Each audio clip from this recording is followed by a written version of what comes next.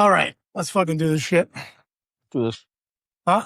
What, you want to fucking cheers? What is it? Cheers, dog. Salud. Salud. Seems to pride, baby. Mm-hmm.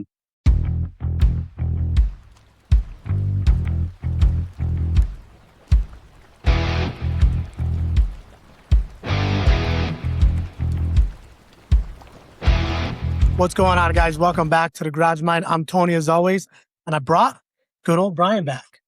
How you guys doing? And then we got Johnny here from 703. We're going to talk a little bit about 703 and what they went through, and a little bit of 710 and what we went through. A 17 member of 703 came out of a warehouse division, produce, driver, warehouse. We just wrapped our, in comparison, doesn't seem as long, but our strike with open kitchens was 6 weeks long. All fights matter. Yeah, of course. But you know what? I'll pause on all the details, but it's crazy because a lot of people, are saying, oh, congratulations. Now that you've wrapped that 6 week strike, right? But in actuality, this was about a year and a half because this first contract campaign. And once the members voted to be, with 703, employer was fighting us. So we were fighting that battle for months.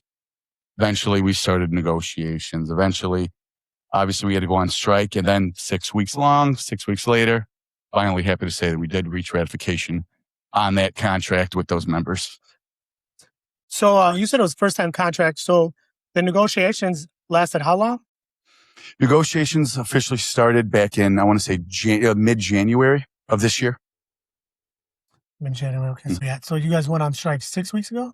June 22nd was the actual date. The plan was a 1-day strike. 6 weeks later. I think that's always the plan. Yeah. Well, you kind of gotta evolve and see, what happens. You know what I mean? What goes all right, once you fire that, that bullet, the effectiveness of it, and if longer or if more is needed, more activity, then you just got to follow suit. You got to just adapt and see where that's going to take you eventually. Thankfully, it resulted in a victory. They don't always do. Thankfully for us, it did. For sure. I think even first time ratifications or any type of job action, I think the biggest thing is to make sure that the membership understands that they're stronger together, right, at the end of the day. So if you can get the unity, yeah, there's going to be some internal battles for sure. This guy's saying this, them members wanting different things, right? And, I having our, little conversation before we started this, one of the things I have realized being, an 8-year steward is you're never going to make everybody happy, right? The goal is, to live to fight another day. So I get it. Absolutely. The unity is I use that word all the time. I use it when we were on our strike line. Unity is key. Even if you're, keeping everybody, keeping guys together is huge. The membership together, because you accomplish a lot more if you're all together, for sure. Yeah, if that chain is weak, right, at any of the links, the employer's gonna, or whoever you're dealing with, they're gonna capitalize on that. If that, thankfully, for our strike at Open Kitchens, as well as your guys's, nobody crossed. That's huge. It's big. Just because of the employers, everyone that you're dealing with on the other side, they're seeing that. They're seeing everybody from day one is there at day 10, 20, 30, 40, more and more. Those numbers start to dwindle. They'll say, okay, well, maybe we got an opportunity, maybe some, and I can't speak on what each employer's mindset is during the strike line. I know that they probably don't love it. You know what I mean? I know we're having a good time out there when we're doing it, but I never take a strike as any business agent. We never take it lightly. It's always it's a battle. It is a battle, absolutely. And it's kind of I always say, and it sounds cheesy, but we don't just strike, right? My mentality, at least, has always been we're forced to strike because of X. It's so funny. Made us do it. It's so funny because that was a big deal when our guys, the membership, and I keep saying I should say our guys in the one female that works for us, but Your fellow coworkers, Yeah. members, Men and women. the membership, brothers and sisters. Yeah, there you go. It's funny because the big thing on our strike line was constantly like, what is the company thinking? Like, what? Like, are they serious as they brought in, as the term we use, scabs to come in and try to do our jobs, and we're watching equipment come back destroyed. Yeah. We're watching stuff being stolen. We deliver wine and spirits. Yeah. We're watching, we're hearing horror stories of stuff being stolen. We're getting phone calls from our customers because we see the same customer, 2 to 3 times a week. We have a relationship. We have relationships with them. So they call us, and it was crazy to us in our mindset that the company didn't realize how strong our bond is with our customers, right? Yeah. Like they say they're their customers. Then why, like, we couldn't wrap our head around, we couldn't wrap our head around why they were allowing their customers to be treated the way they were while we were standing out there. So I've learned a lot. I've learned a lot. I've been in the industry for 23 years. I've been at Teamster for 23 years. And proud of it. Like, proud of it. And as you should be. Have learned, every time something happens, I learn something new. And I try to pass it on to, like Tony here. Thank you. We've become really, besides just co-workers, we're friends. To be honest, like, and the relationships that you build on a strike line, I don't think the company takes that into effect, because going back in that building, because we settle our stuff too, going back into that building, I think we're stronger than we were when we walked out of that building. Definitely. Even people that I want to backtrack a little bit. 1 second. We'll get into that though. I want to talk about, you said unity is a big thing too, kind of what Brian was just shedding light on. Absolutely. Yeah. I think it's huge too. I spoke with 916. I don't know if you know Ascend. Many of them. I know many of the 916. I spoke with Kyle, and it's a big thing too, because you said first time contract. I think the company, in my eyes, what I think and what I learned from them too, when you're doing a first time contract, they kind of stall it out. They're hoping, and you said unity. I think that's a good word, because I think they're just waiting for the for the revote to get people pissed off. The longer you're out, the more they could get people mad. People want to get back to work. And unity is key, because, and obviously you guys did a good job of keeping everybody together and explaining to them that, a lot of people aren't union. I've been blessed to be union my first job in 19, my first real job. So, life gets better. The first contract, it's the first contract. You might not have everything, but it sets, look at ours. It's been 20, 30 years. We're looking pretty good in our industry. It's a nice contract. It's last year when you guys said it was one of the best in our field, at least. And it sets, your life gets better, and people need to understand that you're protected. Your rights are protected. Not only, wages increases, your health benefits get better, pensions, which I'm 703. Thank you guys. Yeah, that's right. You're former member. Yeah. Yep. Well, we actually have 703 as well too. Our guys are split. Our same pension with you guys. Fund, which, maybe talk about that later. Yeah. But, we have our contract for that, for our beer guys coming up at the end of this year. Oh, nice. Expires in January next, but it's a process. I'll be rooting for that. Maybe we get back together, talk on that too. Absolutely. I have a lot of friends still in the industry, with the beer. But a little bit too, I did a little research, but I thought it was pretty cool. I didn't really know what Open Kitchen was. I'm not going to lie. Did a little research. It's pretty cool. So it seems like they give to municipalities, they give to, schools, they do Meals on Wheels for retirement homes, retirement homes, stuff senior like that. living facilities. Can you give a little bit more of a detailed background on what Open Kitchens is? So you touched a lot of it. So majority of their business is providing prepared meals for the most part to not just the Chicago schools, some Cicero as well, and he has the employer, the company has contracts with these schools as well as park districts, and with these senior living facilities. Different. They are not within the bargaining unit that we were fighting for this first contract. It's a separate one, as is their inside workers who are also union, not Teamsters, but still union. They're the ones that are preparing all those meals, cooking the foods and cutting everything they have to do. And our unit were the drivers and the helpers. So majority of those guys that were, either at the beginning of just getting that getting that vote to be union, there was about 40, give or take 40 drivers and helpers. Once they voted to join the union, that was a whole battle, as I said. The employer actually let go of the vast majority of all the helpers. Such a It's what called they a do. crime. I don't even Yeah. have words. And that was something They're we had scared. charges. Yeah, right. We had charges, a lot of union supporters that were termed, and we had UOPs filed for that, and just respecting the vote. So we were out there, not necessarily picketing because we haven't had a contract with them and stuff, but we were bannering, right? So putting out the information to people he does business with the schools.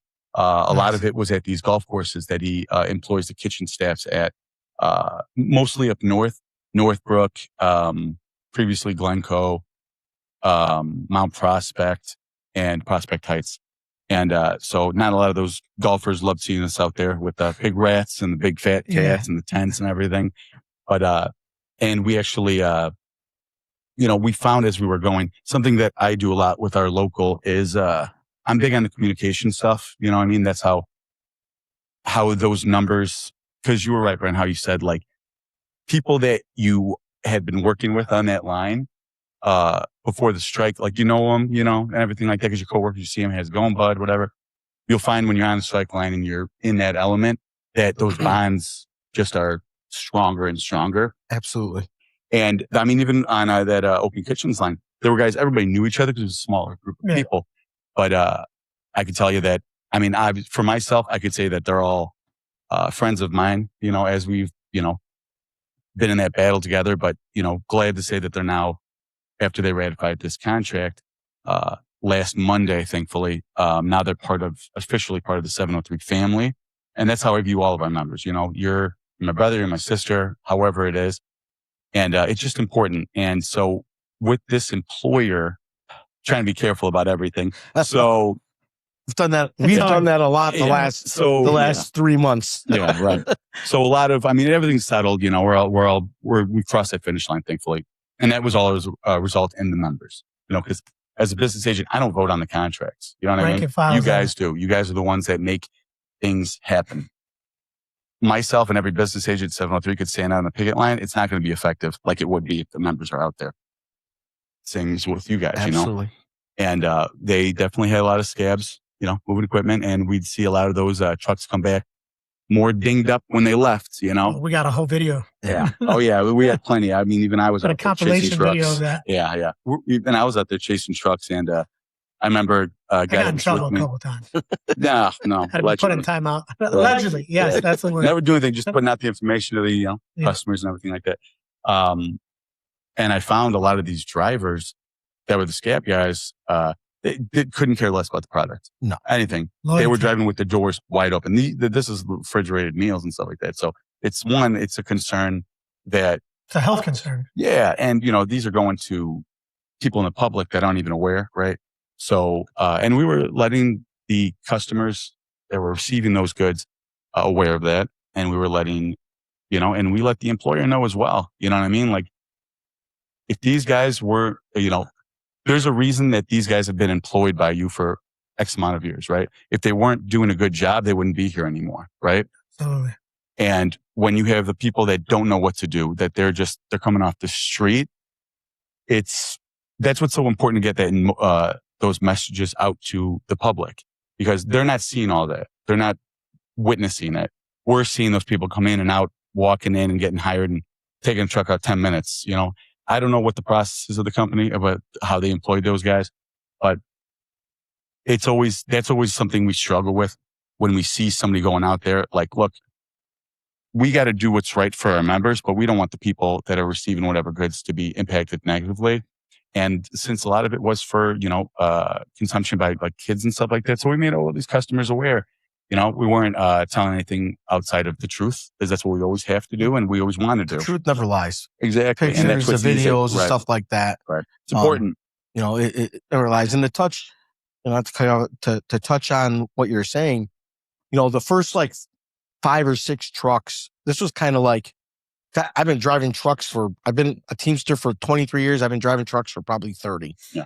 The first, 10 trucks that come back smashed up. Well, we were laughing about it. Yeah. We're pointing.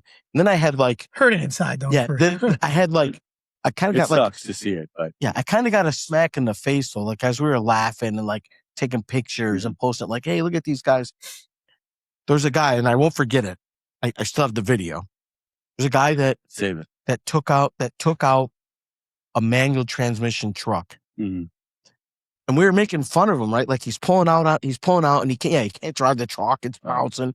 Took one truck out. He took a 10-speed out, split shift. Tough to drive. You don't know how to drive. If you don't know how to drive it, you're not taking it very far. Just get in. Barely got it out of the parking lot.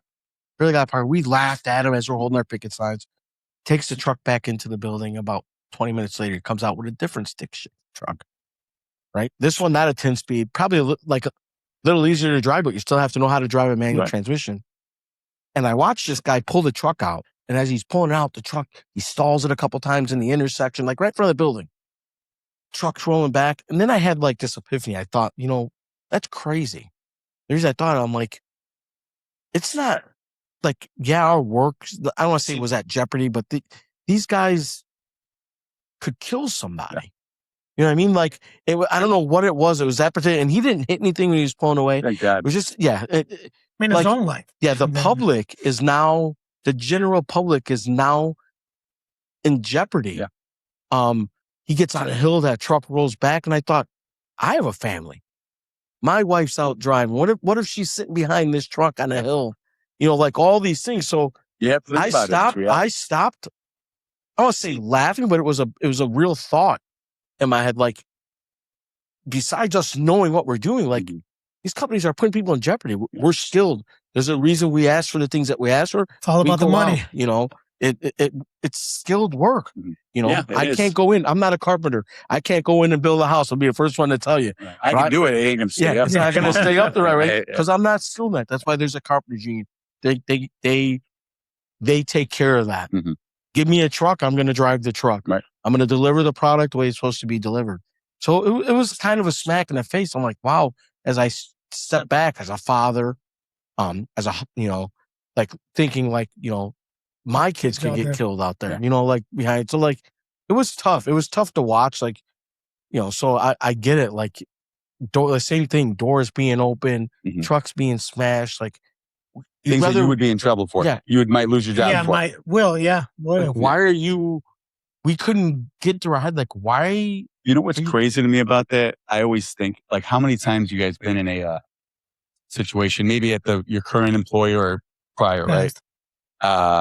Where like, you're the face of this company out there. You got to be this way. You got to drive this way. You have to look this way. We get your uniform. I want it buttoned up this way. However it is, which, that's the right for them to do. Cause you're right. They're right to a point. Like, you are, I won't say a billboard, but you're the face. You're an extension of that company. When they choose to hire you and give you the ability to move their product, deliver it, bring back whatever it is, because they don't deal with the higher ups in the office, right? They don't deal with all the salesmen outside of like the phones. Sometimes some salesmen do go to the spots. I understand that. But more often than not, you're going to see the guys delivering the product more than anybody else, right? So that's always something that I always think is wild when I know those conversations are said to so many drivers. I was a former driver. I drove for 11 years. And that was said to me many times, which I get it. And there's truth to that statement, obviously. But it's like, all right, then you're on strike and the guys that are doing this and that, it's like, well, why am I being treated like this now? You don't care about these guys doing this or that. And look, I'm not saying every single person that is, if somebody's hired from a temp agency or something like that, they got their right to earn a living. I get all that, but that's where it's, our responsibility as, as Teamsters. Like, I get it. It's my work. Yes, absolutely. It's our work, and it's where you explain to those individuals why you're out here, why I'm out here. Brother, let me talk to you about, why, what we're doing out here, it's educate. A lot of times they don't know, right? They're not being told. Yeah. And, obviously a lot of it's, I won't say what they're saying, you know, when I'm shouting out at them Oh, or they're whoever listening it to is. their But version of it. yeah, right. They only hear the employer's The version. inside And it's going to version. be right. So, but I found that I'm not saying ultimately like you catch more bees with honey, but if in every instance we're always kind of like, you know, like fucking scabs, motherfucker. You know, you can do all that. Some guys, it's warranted. You know what I mean? Sometimes I found that if you explain the situation and explain to them why you're out here, tell them, do you want to say, you want a coffee, want a donut, want a bottle of water, want to take 2 minutes, come out of your talk, whatever the heck. You'll get, can't say for everybody, but you'll get a surprising reception in it.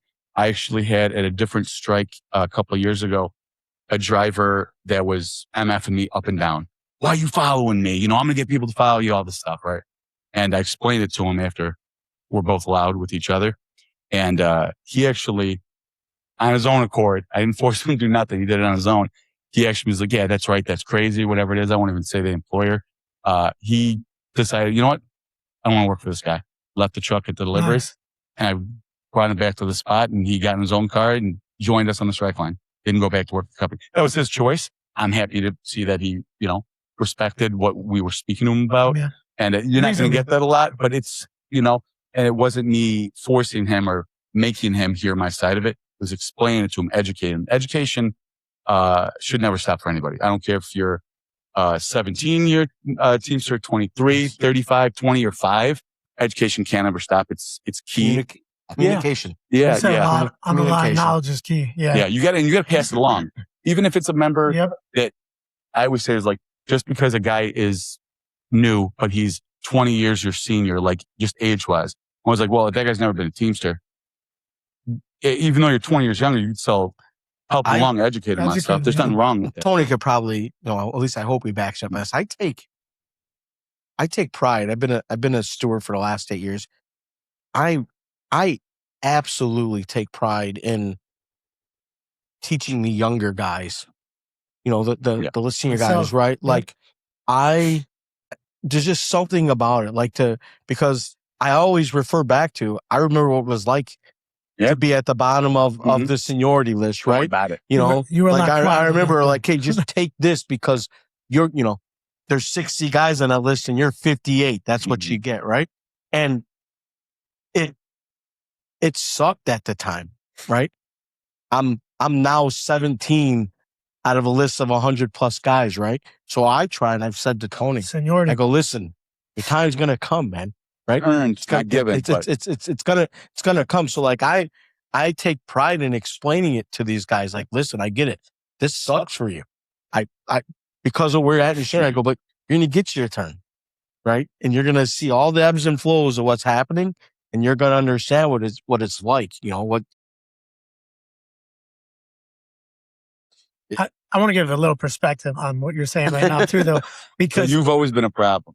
no, well, two things. Well, for me, it's a little difficult because I'm 10 years into beer when I came from 703 with Glunz, and now I'm only here 4 years and I'm bottom of the list. So it's like I get, you know, I mean, sometimes it's frustrating, but I get it. Seniority is different. Work for a different company now.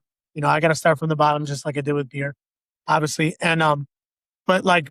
To your point, Brian, like you have taught me a lot, and I want to thank you as well, because I'm a hard on your sleeve kind of guy, and I rush in fast, and sometimes like I got to call Brian. I find myself calling Brian, hey, you know, fuck this, fuck that guy, it shouldn't be this way, and then when he, you know, talks me off, you know, it calms me down a little bit and explains why it is what it is, and that's why my big thing to this, even when I talk to Dell, when I talk to you guys before, and I say it all the time because I lived it. You know, knowledge is key. It really is when it comes to this. You might not see it. You might think just because I'm thinking with emotion. A lot of the guys, especially we were there 3 months, you know, a lot of guys are fucking fuck this. But there's a code to this. There's a method. You can't just do certain things just because you're mad or just because your feeling got hurt or, you know, and sometimes I find that hard for me because I do wear my heart on my sleeve. But now that I've got more educated on the topics and why certain things work certain ways, I know that. And I don't just go off the hinge, and it helps. And I want to backpedal a little bit to you, Johnny, and give you props as well.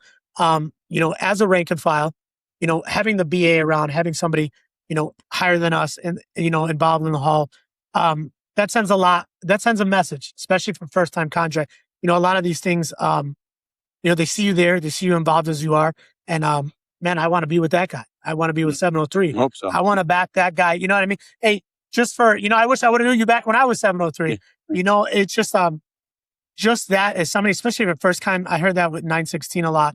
Those were first time contract. That's big. You're there out. It was hot this summer. Yeah. You're on the line with them. Even with our hot, with 710, those guys were there. I have to wear pants at work again. Right now I'm wearing shorts, but I started wearing pants. I wasn't in the habit.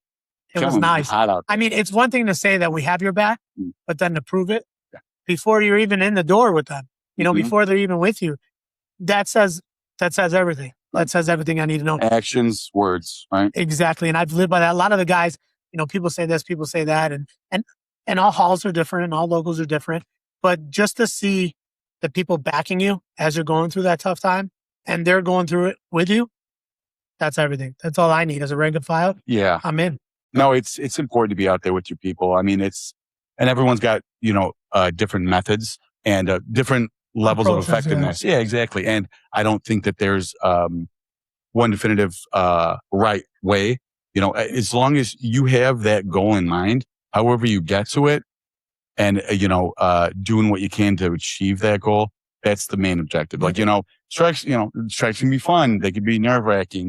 We had fun. Yeah, they tend to be. They tend to be. Yeah. But it's the main objective has always got to be like, we are trying to get a contract. And I made that aware to every single guy that walked up on the street asking us, what's this all about? Why don't you guys get a job elsewhere? I had a couple people, Go back to work, you lazy fuck. Yeah, we had it all. Plenty of, people honking in favor and people honking against, whatever. That you'll find that any strike, anytime, doesn't matter. That's part of they don't know what they don't know, right? But being out there with those guys all my open kitchens guys, it was great to get to know them and see, like I was saying earlier, see their bonds grow because they've been coworkers. Some of them had an opinion of one another at a time. I don't think anybody disliked anybody, but they didn't know them as well as I didn't think that stuff's going to happen, right? Like you're going to have to. You're not going to. You don't have to love everybody you work with. It is what it is. You're not going to mix 100 plus, and I've learned this, and I've tried to, Tony and other guys, right? Like you're not going to get 100 different personalities together and have them all agree, right? I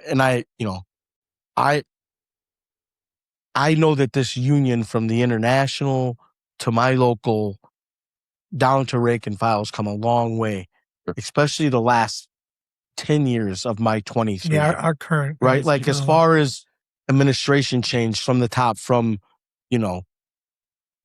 O'Brien down to like my BAs, like shout out to my BA, Gabe, great guy. Shout out to our president, right? Oh, yeah. They all like everybody in our secretary treasurer, everybody, like everyone's got a piece. Yeah, everyone's got gear that they got to make that machine work, man. Everybody did their piece. And one thing I take pride, so like, it was like, big saying, Tony back, like, again, I keep saying this, Tony can back me up because he was there, like on our committee, right? We're fighting with this bullshit employer breakthrough because that's what they are. Like, I'll say it here, it is what it is. They like to play games. They like to play games. Like, I've made you money for fucking 23 years. And we love our job. I love what I do. You wouldn't do it if you didn't. Not exactly. The reason we have a union is because of the employer that you are. And people have said this. I think even people up top have said it, right? Why do you need a union? And I learned a lot, and you'll probably know where this come from. And I'll pass it on. I say to all the guys, like people would stop talking to me and they say, well, why do you need a union? I said, I'll tell you what. You've probably heard this. Now you're going to laugh. I want you to write down, I want you to write down the wage you want, your benefits, anything that you want on a piece of paper, right? I'm sure you heard this. Comes from somebody that's leading us. Write it down on a piece of paper, a list of demands, and hand it to your employer. And if your employer says, hey, I'm going to give you all that, then yeah, you don't need a union. Right. And I've learned, and I've learned that. We had a lot of people honking, go back to work. You make a lot of fucking money. We weren't out there for the money. Overpaid. It wasn't about money. And that's the story they pitched too. These guys are spoiled, blah, blah, blah. That's the story they're going to. That's what I was saying. We had we thought we were getting close. We were going to close this deal or at least have some TAs to bring back to the guy. And the company pulled some some absolute bullshit on us that made our committee look really bad. But it was the that's company. what they wanted. They played it well. That's what they wanted, right? Right. Tactics, you know how it goes. Yeah. Played some I'm bullshit. aware. And I'll never forget, like, right towards the end, their negotiator, you know, their lead negotiator, not to say his name, great guy. Steve, I'll say it. Steve's a great guy, Steve, right? He They looks, all are. yeah, he looks across the work table, on yourself. looks across the table and says, "Why? You need to take this out." They wanted to yank. I'll say it. They wanted to take strike language from us. Sure, you heard this thing. Like, we don't Right. have to give us right to extend or like certain provisions We had of that same strike. fight. We're not It's like, employer. what's the point in having a union if you can't have that language, right? That's what keeps us strong. So he looks and he goes, Which well, that's all the way up to the top of the food yeah. chain. He goes, So that I'll give language. you this, you know, like I've given you everything. Mm. Yes. He goes, what have you given me? And we'll never, like, we laugh about it to this day. Our president looked across the table and said, I'm going to give you 116 employees. Mm-hmm. So it become a big thing. He's not interested. So we ended up, a funny story, we ended up making a banner, Tony and I. And we put our president saying on it, going to give you 116 employees. There you go. Right. And I'll tell you when we really felt the unity was after all it was done. We had all of our guys sign it, you know, towards the end of the strike. And we presented it to the union and said, hey, we want you guys, whether you hang it or not, our guys sign this that you're saying. And the looks on this their, in the banner? yeah, That's cool. Yeah. all That's of our cool. guys signed That the is awesome. banner, That's like cool. that were on the strike line. They signed it and we presented it to the union. We just had stewards training. Which we were down there. Real quick, right? They were at stewards training and they did an open training for like rank and file as well too. Mhm. And I was a little disrespected because they were doing a podcast before we gave this away and I wasn't included. But we'll talk about that later. Sure, he had a reason. Yeah. But it was like the genuine reaction on their face when we gave it to them. Yeah. And they had saw the banner, but when it was actually presented and they knew it was theirs, like, you know, they felt the love from us and we gave that back to them because of the love they gave to us, right? You know, we're Teamsters. And there was people that were in that We felt that brotherhood, training for sure. that stopped by, brought us this, people we didn't even know, but they were standing up taking videos and pictures and were a part of that, right? I believe a couple of your guys stopped by too. Yeah. And then the council stopped by with them too as well. You know, so like, it's bigger than just, you know, the moral of the story is it's bigger than just Everybody's fine. wages and It's us. your benefits. It's us, right? And as your shirt says, when we fight, we win, right? When the guys on the strike line made that. Nice. You know, and that's My guy Richard. that's Okay. the truth. I want right? one, Richard. I want one. When we fight, we win, Mhm. and that proves 3 months out there not having the guy cross our picket line. Yeah, yeah. Pitchers being out there for 3 weeks, standing strong, what they want. Especially when you don't. Even kudos to you guys when you don't have a contract, right? It's much. I think It's that's much the hardest. harder to accept, right? Our contract is, 40 plus years old, right? It's solidified already. It's a mature contract, right? You know the term. It's terminology. I've been, Yeah. so it's that's what we tried to explain to these guys. What if they do this? What if they do that? Mhm. And Tony knows, I've said it to him. I've had to talk just because he's here. I've talked a lot of guys off the ledge, right? Mhm. Things they were thinking, this is going to happen, or how do we know? Things I didn't even think Yeah, about. how You know, do I we was like, know? oh, Listen, and tension gets high, right? Like you probably had guys, and you could stop me. You probably had guys on your strike line that went, how do I know the Teamsters aren't fucking me?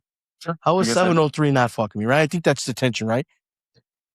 Even harder for a first-time contract. But when you have a 40-year plus mature contract, the Well, it ultimate speaks goal, for and I itself. had to explain to Tony, I go, the ultimate goal at the end of the day is to make sure that we get back in the building with the protections that we deserve and what we stood out here and fought for. Mhm. And at the end of the day, whatever Teamster's going to help us accomplish that, whether it be from the international to our local to the rank and file to me, whoever is willing to step up and fight next to me, I'm gonna be willing to accept that.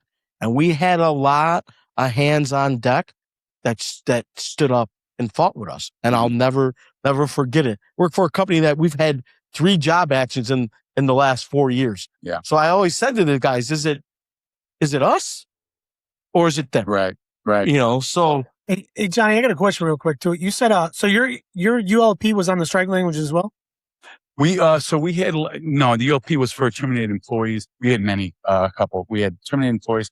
We had, not negotiating with us in good faith. We had a couple different open throughout the entire process.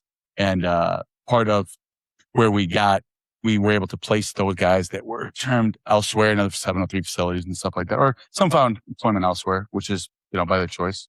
All right, Tom, but what does ULP mean? Unfair labor practice, baby. You loser piece of shit. I like that one though. I like that one. I never even thought about that. But you know what's funny? I mean, just because I won't forget it when we get too far from it. But, which, Tony, I appreciate you saying that. Like, it's great when you see, like, the BAs or, any level of representation. Some people say leadership. I would say the refs, right? In general. Yeah. It is important to be out there with those guys. But that's where, that's where the difference is between having a mature contract and having a first contract. Because thankfully, we did have some guys that were part of unions elsewhere, non-Teamsters. So they had a little bit of a, understanding on how that works. And thankfully, I didn't have anybody have any of those concerns. At least they didn't say it to me, where they were like, "What am I going to get fucked?" You know what I'm saying? And that's because we were so adamant about, very involved, and educating them literally every single day on just not just where they're at, where it could go, because we don't know how one's going to end. The truth, exactly. The truth, just we got to find out how this is all going to go, but explaining to so many of them, because at the end of the day, a lot of people will find like wages. I get that. A lot of people go to money. Yeah. Cost of living going up. People need more money. I totally can understand that and respect it. It's a big thing. Yeah. Look, yes, it's incredible. Fairness though. You have to. Well, the biggest thing I always tell guys is, especially for a first contract, language it's always important. I don't care if it's your first contract or your 50th contract, because language is what keeps you earning that money. If you don't have the protections in place, if you don't have the things to support your seniority, just your ability to strike, when, where, how, all these different things, then we can get X amount of dollars on our paycheck in years 1, 2, 3, whatever it is. But if we don't have that protection, the guy can fire us tomorrow. It gets voted in, then we're out the job the next day. So it's like, what was it worth, right? And that's where building for a first contract, all those elements of those different aspects of just even the job protection, picket line language, seniority, everything is just your ground zero. And if the employer's never had any previous union experience dealing with any unions, which they have, obviously, with the other inside people, but I'm not part of their contract, right? And I don't know how they go about everything. Not to disparage against them. I'm just not aware. So explain to them where we're at, why we need these things. It's kind of almost like you're educating that employer as well. This is how we go about things. This is why we want these things. This is why it matters to us. And in the past, what you have done and why we're eventually, why we're on strike. Exactly. This is why we're out here. Because, one of the biggest things we had was the protection of rights language that we were fighting, which I know you guys as well were in that fight. In, other areas, right? Which is the code of Teamsters. Right. So, it's key. So to not get those, I don't want to say basic because they're important, to not get those, like if we're not going to get this, I don't care what you're going to put on the check.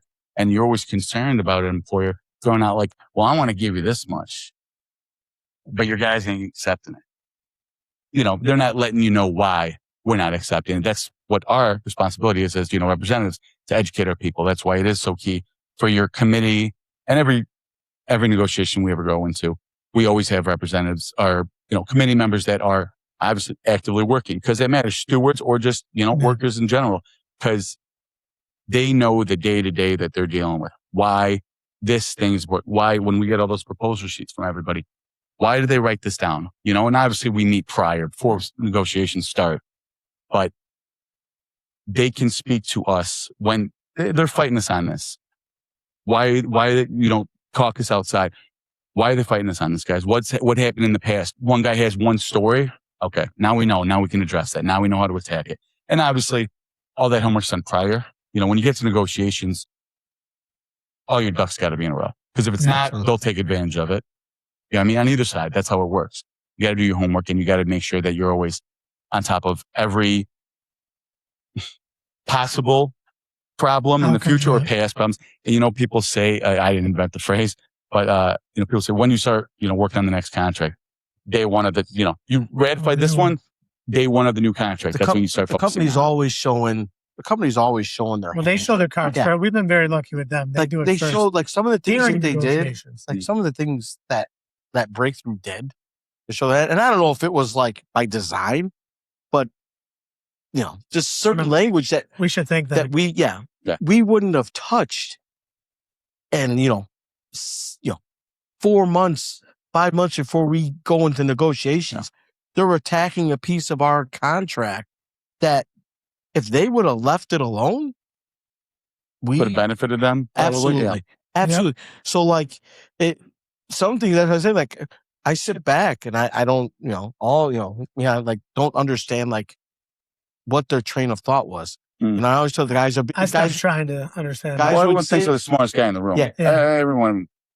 Guys would say to me, you know, as we're getting deep into this, we're a couple, 1 month in, 2 months in, they're like, you know, Brian, what do you think what do you think they're thinking? And I got to a point I look at them and I go, listen, I'm not worried about what they're thinking. I'm worried about my guys out here. Mm-hmm. I'm worried about getting us back in the building, maintaining our jobs, and be in a better situation than what we were before we walked out. Right. And we're going to get there. I can't worry about what these assholes inside are doing, right? Because we'll never move forward. Mm-hmm. We just have to figure out how to get back in there, and that's going to be us standing out here fighting. Mm-hmm. And that's what we did. Eye on the prize. Yeah. And we had guys, you might have saw this too. Like you start to get deep. We got obviously really deep into everybody wants to know something. You know, we got really deep into a strike. You know, you hit a month, guys start to get a little antsy, right? And we were taken care of by the international, by our local, you know, like there was things that definitely made it easier, a lot easier. 1 second. Not before I forget it. Sorry, Brian. So did you guys get the enhanced benefits as well? Yes, I was actually going to talk about that too. But Brian, go ahead and I'm going to touch on that. So it made it easier. Enhanced benefits made it easier, right? For things to do. It's a changer for sure. You know, guys got comfortable and maybe too comfortable. Some guys got too comfortable. Guys got comfortable. And I get it. I get it how it's easy to get comfortable, right? But it was funny because the company kept saying, "Oh, they're going to come back." Oh. You know, we had some other things that our local took care of for us, right? Like our insurance. They took care of our insurance for us. So we had guys out there that were getting a really good enhancement and getting their insurance paid. Yeah.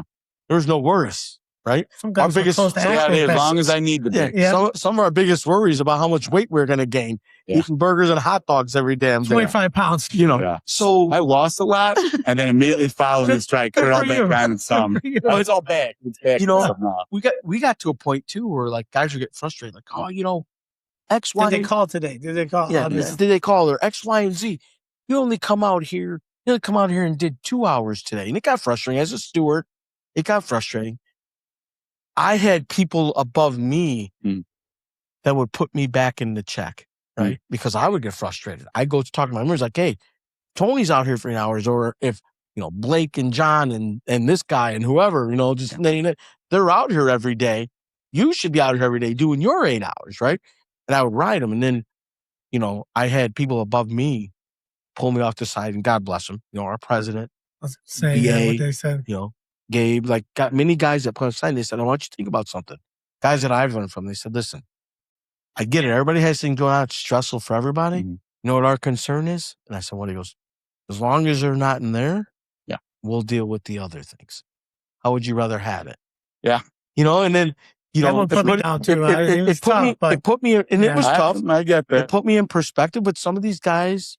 You don't know, I guess the bottom line is you don't know everybody's situation. Just like we were doing double shifts, you know what I mean? Just to keep everybody in this. No, I was on the strike captain, trust me. It was work longer than 8 hour days. Yeah. I was doing 10, and I don't regret it. Like, I'm not saying crying about it. Like, I'll stand out here, you got, you know, I believed in it. We believed in it. Like, I'll stand there. I made sure that I, you know, tried to get all of our stewards, you know, being the chief steward, trying to get all of our guys to coordinated to like, because our stewards floated. We assigned shifts to the guys we'd switch.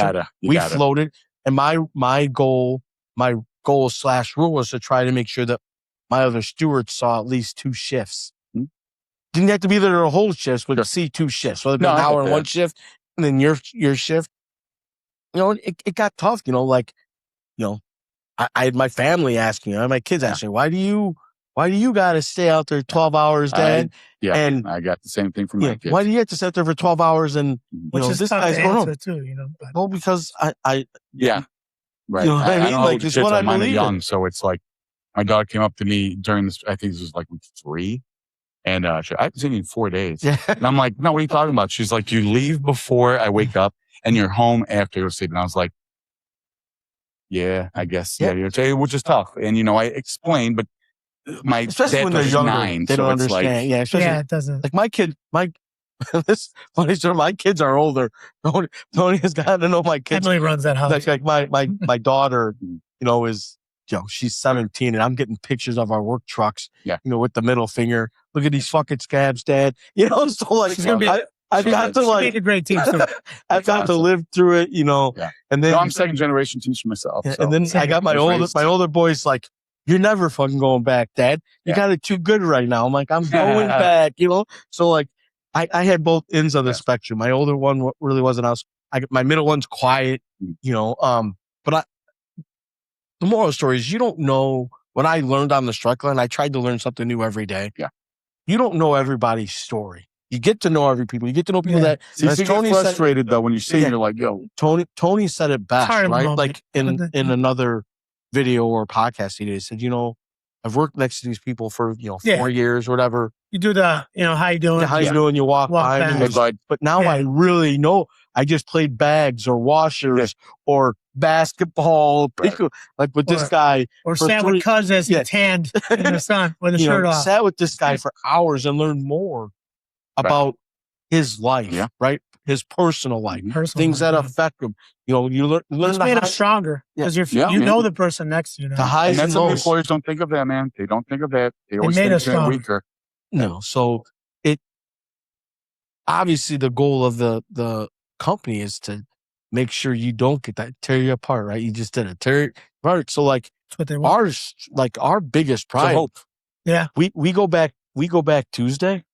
Oh God! And listen, this coming Tuesday. We go back in the building. And I like a lot of guys are dreading that probably because we've been off for so long. They got to learn how to get back in. They got to learn how to I know my back's out of shape. Use the reeler again. Yeah, but I'm not. I can't wait to see my stops. Yeah, I'm not. I'm by no means walking in like I lost.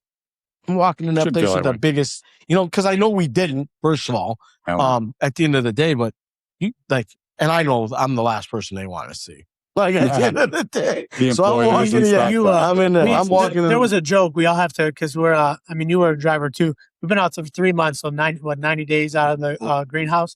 So we all had a drug test this past weekend, and I was laughing, saying they're gonna say he's like I'm gonna watch them put the piss to make sure they don't fail. He's gonna get a call, right? And it's like we were. Obviously, we had to go through the hoop of doing what that. happened. Yeah, right. And we made the joke that he might not pass. The paperwork might get lost. Yeah, right. And people ask me, and I'm sure you heard of being a steward, now being a VA, how do you deal like with the company or this and that? They don't like you, and I take it as I take it as a badge of honor, right?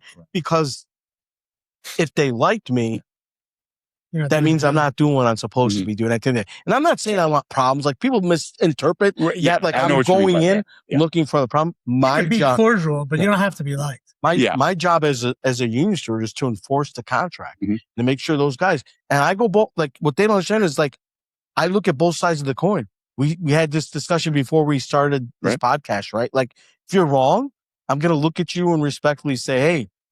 You can't do that, man. You know what I mean? Like, it's not in there. It's part of the education, part of the communication part of all of it. You can't do it. You're going to tell a guy, just give him a yes, yes, yes. And it's going to be a no. Who's it going to hurt? It's going to hurt that person. And then they're not going to trust you as a steward or a business agent and say, no, it's guys in the bullshit. Those guys, I can't trust. That's not something you've never had. Never lied. You might be mad at me because I told you the truth, and I'm fine with that. Yeah. I'm fine with that. You might not like it. but it's the truth regardless. I've heard that a bunch of times. I'm going to tell you the truth no matter what. I'm going to tell you the truth. Got to be for and everybody. like the truth, I'll tell you, the 3 months of this strike, I might have lost some friends from telling the truth, right? Like things that were beyond my control. People are thinking with their feelings, not with the facts. And that's the thing. Like I always tried, and you got on a much bigger scale being a BA, right? Everyone's got, but regardless, I mean, every single position, doesn't matter where you're at. I always say it's all the same level. We're all like, when people have that mentality, sometimes like, oh, Johnny and the union are going to do this for me at my spot. It's like, union, us. It ain't Johnny and the union. You're union, I'm union. It's all, I can't do it without you being next to me in there fighting. And that's for a steward, for a member, doesn't matter. You know what I mean? But I get what you're saying. It's like where it's a different scope because it's different industries. Yeah, different more guys. I guess I was more leaning towards like the amount of you were discounting the members you're dealing with, right? Like at the end of the day, like I see, like I'm good friends with.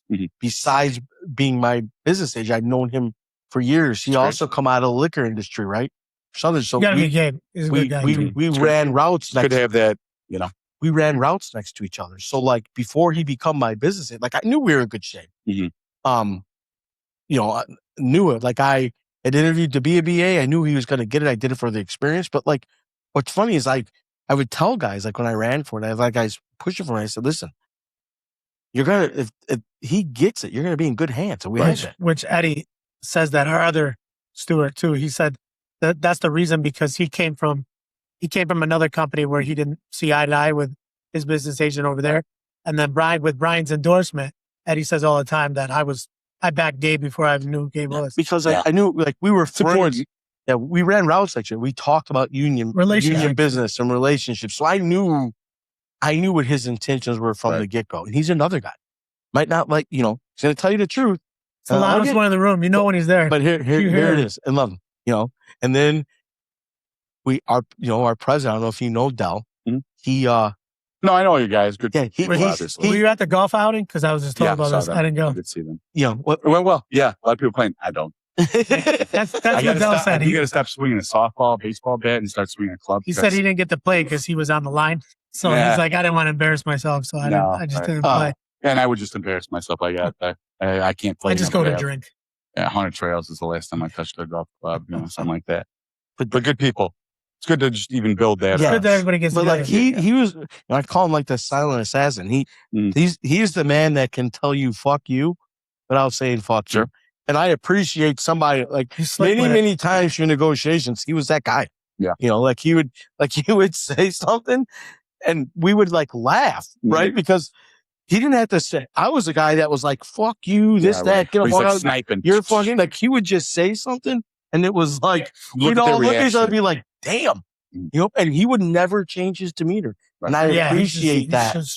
I appreciate and that that's effective too. Right? Which you knew too, Johnny. I've noticed that too from talking with you. What's that? That you shoot straight. I appreciate that too. You have to, but there's I've been very thankful for the guys that I've been learning from in our executive board, which I'm happy to say that last night they got reelected for another term. I was just going to bring that up, by the way. I saw your leadership. I was doing my research. I saw that your leadership had won the vote. Yes, congratulations. Unanimous there. They're back in. It's, not discount anybody, but Stevie? Tom Stevie. Yeah, I think he stopped by the line. He probably did. I met him. A lot of our people did. So many I stopped off in the earlier section. Then when I saw the name, so I'm like, it came back to me when I saw the We met so many people. I mean, it was so hard. Like, and God bless everybody that come out and hung out. It was just so, like, we had so much support. So much support. It's like, is it needed? Not necessarily, but is it helpful? Absolutely. Yeah. You know what I mean? 1,000%. But before I forget, it's so that's something that speaking from myself, in my experience, and I've been thankful to be taught who I've been taught by everyone on our executive board. Tom, our principal officer and secretary treasurer, Pat Bruno, our president, Anthony Carioshi, our vice president. I got to say them all, and I'm going to because they're in it. Absolutely. Recording secretary Dave McClin. Then we have our trustees, Sam, Jesse, and Mario. Did you learn a lot from Sam? All of them. Every single one of them. I mean, but this is the thing too. Like, everybody's got their own, thing that they bring to the table. You know what I mean? And when I was coming in, you have to develop your own style. Because I had a lot of people ask me, being like, oh, you're going to be like this guy, you're going to be like Sam, you're going to be like that. And I'm always like, no, I'm not. You're Because if wrong. I do that, I'm not going to be as good or try to be like that person because it's not genuine who I am. I'm going to be the best Johnny I You can am. be. And that's that. That's all. And always learn, always evolve, develop new skills and whatever I can do. And it's key because if you try to just, oh, I like how this guy does and he seems like he's very effective. He probably is. You know, if he's doing it for X amount of years, then yeah, he's got to be doing something right. But You're if there you for a go, reason. yeah, well, yeah. But if you go in there and that's how you try to talk or that's how you try to be, one way or another, they're going to find out that's not who you are or how you are. Be yourself. Yeah, some people are jump up on the table and, you know, motherfuck the company or the employer manager or whatever. It would be this guy. You look Absolutely at- necessary at times. Yeah. There's a Exactly, taking place. Yeah, no, and it's needed. It's needed. That's At me. every level. You know what I mean? Doesn't matter if it's from the top to the bottom. No gotta be part of smart. steward. Yeah, you just smart. pick pick the timing. You know, you gotta be careful with that. And then there's the people that are, like sniping, they pay attention. They act when acting is needed, right? When action is needed. And, I found that every single the situation, that's what changes what is needed. Every different mode, every different version of however you go about everything is important.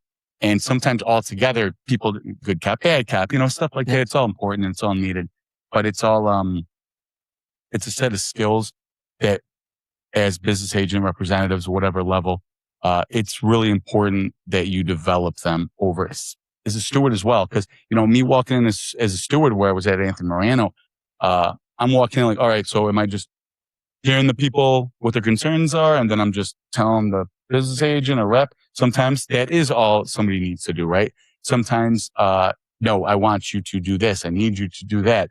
Act on, always, communication between the reps and the stewards and members is always key. But I have always found one of the things that I've focused on a lot with my stewards that I have in their spots is I don't just tell them the experiences that they're definitely going to only face. I'm like, this is a situation that happened over here. I'm 99% positive it will never happen to you here or anybody here. In case it ever does, this is how it went. This is how it happened. This was the result. Wins and losses. Because if I'm only sharing the wins, those are the wins are the wins. That's fantastic to broadcast. But if I'm not telling you, and this is why we lost. Yes. If we don't share that information, then all you're going to think is, oh, well, this guy's got 100% success rate. Nobody does. Myself included. Nobody does. So, but you want to find out, you're absolutely right, Tone. Like, you find out more from your losses. It's important to really just key in on that and say, okay, why did I not get the result that I was going for? Why did we not get the result we were looking for? Absolutely. Focus on that. So next time you get the W. Yeah, I'm at this, I'm at this to like piggyback on what you said is I try to make sure every instance or thing that happens that I learn from it. Ask a question like why this and that. And I believe it's made me a better student. Am I perfect? There's always a way to learn, right? Like we extended picket lines. Yeah, that was news for me too. We did some things that it was allegedly, but either way we had 7 picket lines at operating at one time. Like day to day, it was a lot. Yeah. I'm 3 weeks into the strike. Next thing you know, I'm catching an airplane. Yeah. To go to go over here, to go over there. And which was part of the protections we fought for. It was cool. Didn't have them. It was cool. It was hard. Yeah. It was rough doing it, but I learned so much. Mm-hmm. Like I always try to put myself in. And funny story is as you talk about like, hey, this is why I lost. Definitely taking some losses, right? Mm-hmm. And I'll never forget this one loss I took, and we would have won, right? So. Next time you will. Write this grievance down. Now. Yeah. Write the grievance, and we're winning it. And the company goes, yeah, you know what? You're right. Looked across the table. And listen, a guy that I have much respect for out of our hall, he's a BA. His name is Matt Hamilton. He usually sits in on like a lot of our grievance panels come in. And the company agrees. Like we do our argument, they agree. And we get done, they're like, well, okay, we agree with you. You won. He goes, okay. I didn't write a resolution to the grievance. One little detail, man. Right. One I little just learned detail. that. So there's too, nothing you to have come in. to- So like, and listen, in a good way, Mm. you know, we caucus and go out, and you know, Matt tore, like, in a good way. Like, I say this with nothing but love. He chewed our ass out, Yeah. right? Like, you know, the other Stuart and I, Eddie tore our asses up, and he goes, "I'm sorry." I go, "What? No, that was like, I respect learning that, process. right? I learned, like, I will never write another grievance. I don't care if I want 10 cents. There's going to be a resolution on the bottom of that grievance, right? So, like, And everyone's got a different method. yeah, of these grievances, it's too. learning. So, like, I tell everybody when I strike line, man, gotta make mistakes. It's what you do after you make that mistake. Anything in right? life too, I think, is like, Yeah, your like greatest what you victories do come from after your you losses. make the mistake. There's stuff that was on this strike line. I'm like, you know what? Should have this at this time instead of that time. Should have said this at this point. Every strike, it doesn't matter what situation, doesn't need to be a strike. But yeah, it's little here's and there's. Even if you got an absolute W out of whatever you're doing, You can still learn from the W's. huh? You can Yeah. still learn from Once the you're hearing- W's. Well, it's usually you'll get somebody telling you that. The So, other yeah, thing- okay, motherfucker. The Yeah. other thing that was nice too, going back to the extending, when we were able to do that, which was the language we were fighting for. Just to give you a little bit, you talked about ULPs earlier too. You had a bunch. We had a couple too, and one of the ones that shocked me is they actually gave the contract out before it was even finished, or T8, and they showed it to all the rank and file, which blew my mind. Yeah. Because within doing so, you guys screwed yourself. That one was crazy, and I'm wrapping it up with the language. When we were extending, we actually learned, because you were saying once you think of something, something else comes to you. Mm. We were learning what other people had and kind of putting that all together and kind of seeing how, you know, we could use so that. important. So important. It Because is. you can't think of everything. You know what I mean? And a lot of us, you know, thankfully in our breakthrough, we're one of the ones that people pick off of. Mm. So they kind of learn from our language because it's one of the oldest. But even some of the, I don't know about you, Brian, but some of the stuff I was hearing from people that they had, I was like, oh, you know, that would go good if we had that as well. Yeah. Why didn't we ever think of that? And obviously, you know, some of the breakthroughs were bigger than others, so we could ask for certain things. And Sure. some could Some only situations apply some, to certain, some language only is applicable to this because they're this size That as opposed to area, that size. Yeah, that changes it too. Yeah, You and know- it's important to do research on that stuff on other contracts, similar industries. You know, I mean, drivers are drivers are drivers. I mean, I get all that, and there are key things that every driver wants to see, but the little details of like, well, we go by commission. We don't go by commission. We get out overtime after 8. We don't. Why don't you? This, you know, whatever it is, right? And even some aspects of like, when you are getting a helper as opposed to not, you know, all those things change. If you got a spot that's got 10 people and the amount of routes they do per day is smaller, the necessity might not be there. It might be, it doesn't matter, but it's really important to always focus on not only what you have and what you want to address and what people propose in your contracts, like when ahead of the negotiations, but just asking around. It's really important. Even that's where networking with other, you know, members. and that's what I'm trying to agents. build here as well too. Yeah. It's important, man. I love it. It's something that I focus on a lot with our local, trying to, you know, build that out. And it's, that's where those people from other locals or unions coming to your picket lines is awesome. Because you get to hear, oh, what's the fight about? And then they'll talk to this member and they'll ask a question or whatever. Relationships. And a 1000%. question you never would have Networking, asked. it's everything. Yeah, it's important because it only makes us better. Not just business agents and reps, stewards and members in general, because that's why I always love any training and stuff like that for stewards. I'll even go to it. I'm like, hey, I was a steward, don't know everything. And if they're teaching something new, if there's a new thing that they are implementing or whatever it is, I want to hear it because if I have somebody that can't attend it, or obviously there will be stewards down the line that aren't here yet. Can educate I would them on like it. to, exactly. And, trying to retain that. And, you know, I always I'm a big note taker. You know, some people, I got it all up here. That's great. I love that. I do my best with that, but I always think I like to see it because I'll write down notes, not just what they're saying. How you understand them. Yeah, but also it's hard to take notes. If you're only writing down exactly what they're saying, you're losing what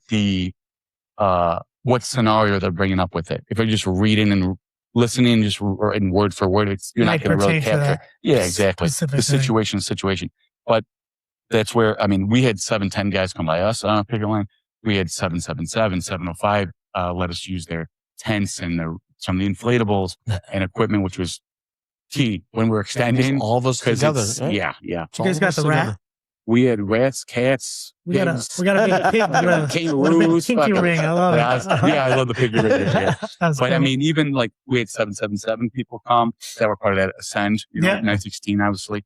And then we had, I mean, to list them all would take me forever. 743, 731. That's the beautiful part about it. Yeah. That's and I know crazy. 727. And I'm going to miss somebody. So that's why I always say it's everybody. Yeah. Like I can, it's like good, I'm it's IBT nice to bigger see than it, though. anything with the strike benefit. Trust me. Yeah. That changes lives. Huge. And that's another thing too, with, the IBT being as big. Obviously we see O'Brien on social media too. I'm doing the podcast. I see he's got his own too. So now I got that competition too, but, crushing me because I don't know the people he knows, but, it's, it's different to see the face. And then like 4 years ago, they had one too. I wasn't there yet, but he came out to the line, seeing that too. We talked earlier about, no, he walked one of our facilities last year, or a couple of our facilities. So he walked the line with us. He's very physically active. That's and stuff, key. which is talking to you. Tim's Upman as well. And talking to you, I didn't get to meet him yet. I'm waiting on that. But you went to the conference as well too, right? The convention? Yeah, the convention. Yes. How was that? I don't know about it was my first convention as I was an alternate delegate. Okay. And being a part of that process and seeing everything, just the ins and outs. And I mean, just the people in attendance, the volume of people was just so impressive. But just how they go about everything. And thankfully, obviously, never a doubt, but it's always good when you see that reelected, it just goes that way because it's fantastic. It was impressive how many people were there and how they're not just the people in leadership IBT was, just the people local to local, joint council were just so great about interacting with everybody. Yep. And that's a big thing about networking too. Because, I have this spot in this state of Illinois. This guy randomly came up to me. He's like, I heard you have some of these locations in Illinois. Do you represent? Yes, I do. What do you guys do about X? I was like, here you go. Open book. It's going to help you. Here's all the information. Here's my card. Here's my info. Give me a ring anytime. And that's huge. And I hope if I ever need to do that, which I definitely have and will continue to, everyone's always been so open. And I mean, IBT obviously has departments that focuses on doing that, which is huge. And even we had somebody out of IBT, Evan Torma, help us with picket signs, getting our press releases out there. And he was great with helping us with the communication between our local and IBT just to get more equipment and just, our message out there. It was huge and it was absolutely helpful and, helped result in that win. And it's just, like we're talking earlier, building connections too. And I just love, I'm just, obviously you guys have been in it longer. Now I'm just a rank and file. And then, not just, but I get it. I know, but like I'm saying, without you telling them that. Yes, I'm saying I know. It's part of the fight. Yeah, it's part of the fight. Point, but like, just because that's the way I looked at it before this too. I've been a team for a long time and, just now, sitting in the same rooms that I got to sit in some of the rooms, with Brian and Eddie and some of our presidents and, even going higher, like, shout out Miriam Drum. She's the coordinator for the IBT. Mm-hmm. She reached out to me and I never heard of 916 and they're right next to me. And she gave me the connection to talk with them as well too. And it's just that networking, can't speak, is key. And I love it. Like, and that's what I reached out to you too. She gave me the idea and I reached out to, and, because building a connection, and that's what I want to do too, from 710 to 703. And then even going out when we extended, Gabe was quick to give me his cards too. Like, hey, if you need to talk to 710, we could tell you what's going on with us to better help you guys, our other locations and figure it out. And I think that going forward, I know obviously some people, I don't do the politics side, so I'm not sort of saying what I'm going to say here. And I know some people have territories and divisions and stuff like that. But I think key to growing this thing even more is that networking. Yeah. And maybe if you have differences, look past that and, just coming together, especially in the same state. I think that's going to grow us to even more because you guys have said a bunch of times, that's the bigger picture. Mm-hmm. And for me, the bigger picture is us against corporate. So the more we get on board, you may not have to like how this hall does it, that hall does it, local, but as long as we can network together, we're stronger in numbers. We talk about it all the time. Absolutely. Solidarity, it's right on the badge. Solidarity is everything. And I think and that's why I like to do more things like this. And obviously, I'd love to sit down with you again. Oh, absolutely. Just to talk about your hall a little more too, because obviously we know about 710. I want to know a little bit more about 703. How is it being a BA and now being a steward and working with them and now BA, obviously on Dell always makes the joke, that's our president. Mhm. When you become a steward or when you become a BA, he always says, my condolences. But looking from the outside, I look up. They same kind of joke earlier. It is. From the outside, from rank and file, I look up to you guys. Yes, I talk to Brian very closely now, and I see how it's a strain on the family. It's a strain. A lot of guys calling you all the time, not using the best language while they talk to you. It's a lot having to explain to another. You should, yeah, I get yelled about. Another person your age, certain things, and I look up to you guys, and I like what you do, and you have the power to affect somebody's life, and in a positive way. And I think it's very, looking for the word, I think it's heroic what you guys do. I mean, you guys change people's lives and you help. And I honor your sacrifice. But I appreciate it. But yeah. It's a sacrifice. That all the time. I would say it's like honorable, right? In a sense, right? Absolutely. But I'm always like, I'm terrible at that, saying stuff like that. But I appreciate that. We signed up for it. Yeah, right.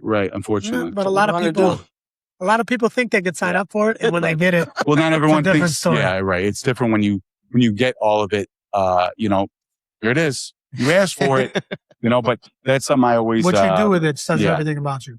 Sure. Yeah, absolutely. And that's something that I always think about and I do not take lightly is like my kids will ask me, right? Do you like your job? I love my job. I would not be doing another job. I don't care if I could get this much doing that much. It doesn't matter to me.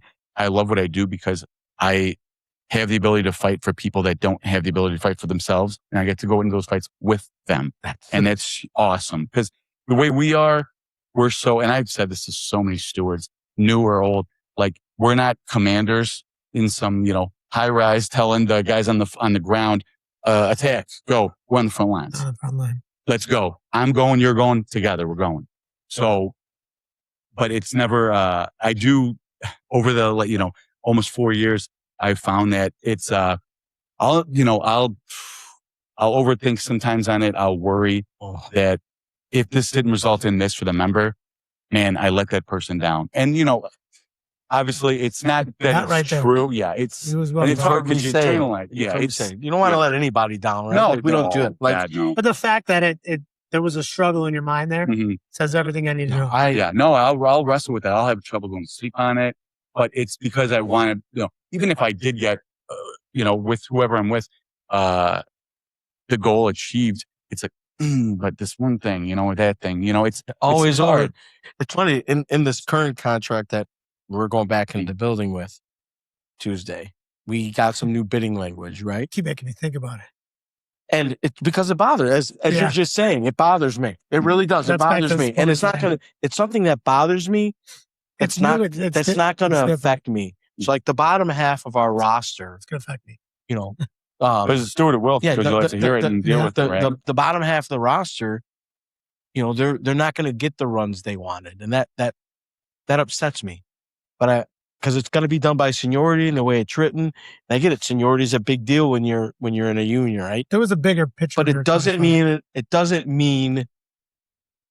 doesn't bother me. Even though it's not going to affect me, I've had a hard time, and I've said it I've had a hard time swallowing that pill that, my bottom, our bottom 10 to 20 guys might suffer a little bit. Like it's going to be a change of life for them, right? From how we were doing things to how we're currently going to be doing things. And that's always And I said it, and I hemmed and hawed. Like I'm not happy about it, but I understand it, right? And it's something that maybe we can we could fix down the road, right? Like at the end of the day.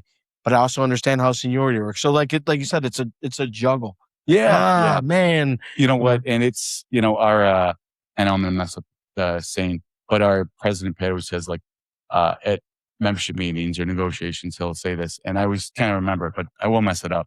He says I'm not just responsible for you, I'm responsible for the belly buttons at your house, right? Something like that, where it's because if you are out of work, now that affects your I like wife, that. your partner, your children. And it's true. So that's something that it's important to focus on. Like if I just looked at it like, oh, well, you know what? That guy was fucking wrong and it is what the fuck it is. Yeah. I mean, sure, that shit happens. But in reality, yeah, right. So that's why, and I know this is not just for myself, this any business agent would tell you this. It's, that's why, at least for myself, I will overanalyze. I will overthink. I definitely Do that overtalk. so much. You couldn't tell. But Oh, Brian, we have a joke with Brian. Keep it brief. Because yeah, right. Brian gets People have the same joke about me, trust me. But it's because I want to make sure one detail's not missed, because that can mess with, it can change the outcome. a lot of similarities. And everybody that person, that member is responsible for at their house is going to be impacted by that, positively or negatively. So I'll look up the ceiling, think about it. Like I'll want to go ask a question to somebody that might know the answer or might have another opinion on it. And then it's like, before I know, it's like, all right, it's 2, 3 a.m. and I got to be up in an hour, or I got to be in the city in an hour. So sometimes it won't even matter. It won't make a difference. But you got to think about those things. And that's where, like I was talking about, doing all your homework, paying attention to those little details, taking notes and whatnot. It's important, because our responsibility is to make sure that we best serve the members that put us in the position to represent them. You know, if we don't have you guys, we don't have a position. Like you were saying, if every employer was fantastic, there wouldn't be a need for all of us, right? They'd all be great. They'd all be out of the job. But they don't. And that's why we all exist, right? Job security. We had it's funny you say, because we had just trying to call it like a protocol to go back to work, right? And guys weren't happy about the protocol. I'm sure short, they had to send a quick little email stating that they wanted to come back to work. You know, they had like acknowledge. They had to send an email. It was like 3 sentences, right? Like, hey, I'm ready to go back to work. That was an employer request. It was like at the end of the strike with the settlement agreement. It was part of the settlement. It was part of this. Like that guys had to send an individual email to the boss saying, you know, I'm Brian Hill. I'm ready to return to work. What's the next step? So I had guys calling me. Why are you making me beg for my job? And real quick, it upset me. I even called Brian right away. I said, listen, I sent the email. I said, did I feel like a bitch? Absolutely. But I sent the email. That's fine. But you know what's funny? Like once, as you say, you sit back and you start to look at things, right? I looked at it, I'm like, hold on a second. Nowhere in this email, and I'm going to get to another part of this, nowhere in the email that said, can I pretty please come back to work? And this is where you talk me down again. It's stated, I, Brian Hill, am ready to return to work. I'm ready to return to work. Right. Not, can I come back to work? I'm ready to return to work. Please let me know what the next steps of these processes are. Acknowledge that you got this, right? Pretty much. It's just acknowledgement. I get it. Right? And that guy screamed at me. Some guys, like, then the process was sent. Guys were complaining about hey, I got to go do this to drug it. So the Which was federal too. We had to take the other steward and I come up with the deal. That's what guys like. Can't do nothing about it, man. It wasn't the host's fault. It wasn't his fault. Yeah. So the other steward and I get together. Eddie and I get together. We say, you know what? We're going to split this seniority list, and we're going to call everybody from top to bottom and see where they're at in this process. Right.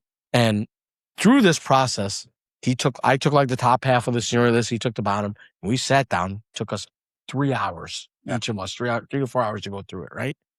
My wife walks into the middle of it. And she, like, in between calls, she hears something. She goes, "What are you doing?" She goes, "What are you doing?" I said, "Well, I'm making sure that these guys that are doing what they're supposed to be doing." And my wife's not knowing, like she's here. She goes, "Brian, they're grown men." Yeah. She goes, "Do you have to do that?" And I said, "No." She goes, "You want to do that?" And I said, "Yes." Yes, and I'll tell you why. And that's the stuff I'm talking about. This is a selfish reason. And I'll say it, and it's just going to get put out. And my guys are going to see it, right? Selfish reason. This. I don't ever want to give anybody an opportunity to come and say, "Well, you could have done this. I didn't know," right? So that clears my conscience. Like, I called you, you heard from me, like, in person, we spoke. Nobody said nothing. You told me you were at this point, right? So my selfish reasons, I wanted to make sure everybody was okay and it cleared my conscience. I know exactly where I'm at with those 115 guys that are on that list, who did what they needed to do, who didn't, who was close. I know. And I can produce that list and say, look, at this time I called you. Let me try to help you again. Right? I wasn't told to do that. Mm-hmm. I benefited from that. Right? Sure. Like it cleared my conscience. I don't even want to say it's really selfish, but like it isn't. You don't have to worry about. Like I cleared my conscience. You know you do what you have to do. I cleared my conscience. Taking those extra steps, are they necessary? Not always, but trust me, you're better off for taking them sometimes. Yeah, because most my wife was right. Like an outsider looking, she's like, they're grown. They know what they have to do. Let them do it. They'll be all right. But like sometimes guys need this, right? Yeah. They need a little motivation, right? Listen, swallow your pride. And really not swallow it. Just swallow your pride for me. Get this done. Let's get back in the building. Get what you rightfully deserve, right? Which when he said it too, like I said earlier, I said I felt like a bitch. But then when he said it, I'm saying I'm ready to come back. Yeah. I'm not saying, hey sir, please, can I come back? You're not. It's not a bag. I'm ready. Well, it's the same kind of thing when like, Stuart, I don't know how you guys give out your write-ups, right? But like some places they'll give the person a write-up. I'm not going to sign that. No, you don't have to sign it. You can if you want to. It's not an admission of guilt. You don't have to. You do what you want. You don't have to sign it. RTS, refuse to sign, whatever it is. You can explain to people that a billion times, but you're still going to find yourself like that. It's noted. Yeah, but you're also going to just like, nobody can say, oh, I didn't know. I always try to find my way around. When you hear that, because you're like, especially when you are on top of that stuff, like, I always try to make sure somebody's at your door. They want you to sign. Somebody does, if people get in certain situations, I want to make sure that. Well, like Roger, I did the right, and there were some guys. We got some older guys. We got some guys that are. I didn't make an email for a guy. I sent it for him. 45 years he's been there. You helped them send it. Yeah. 45 years. You educated him on how to do it, and got him through. He used his new email that he created and sent it.